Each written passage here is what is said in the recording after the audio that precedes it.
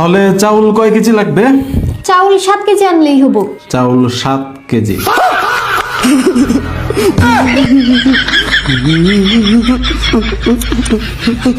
চাউল 7 কেজি আনার টাকা নেই আমার কাছে, বুঝছো?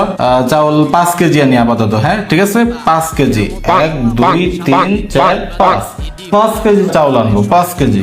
না 7 কেজি চালই লাগবে। আমি তোমাকে 700 টাকা এক্সট্রা দিতেছি, তুমি চাউল 7 কেজি আনো।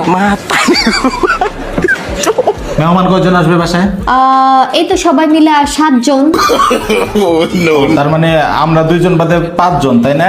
আমরা 2 জন বাদে তাহলে 5 জন মেহমান আসবে। ওকে। আর তাহলে পেঁয়াজ কয় কেজি আনবো? 2-3 কেজি হইলেই হবে না? না না, আমি তো পেঁয়াজ 4 কেজি ব্লেন্ডার করব আর 3 কেজি এমনি লাগবে, তাইলে মোট তুমি 7 কেজি পেঁয়াজ আনো। শোনো, পেঁয়াজ বিক্রি হয় কেজি দরে, নয় পাল্লা হিসাবে। আর পাল্লা হিসাবে আনলে টাকা সাশ্রয় হয়। আর এক পাল্লায় কয় কেজি ধরে জানো? 5 কেজি। 5 কেজি। তাই পেঁয়াজ আমি এক পাল্লাই আনবো, মানে 5 কেজি। बात तो सही है।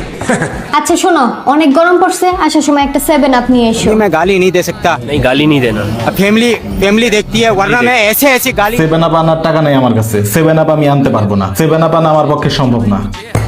সমস্যা নাই, আমি তোমাকে 700 টাকা এক্সট্রা দিতেছি। তুমি একটা 7 আপ আই দাও। मुझे मारो।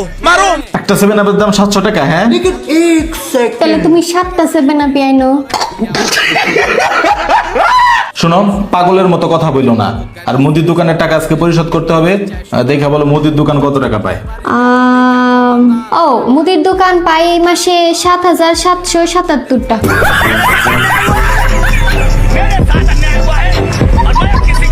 বাজারে যাবো না আজকে।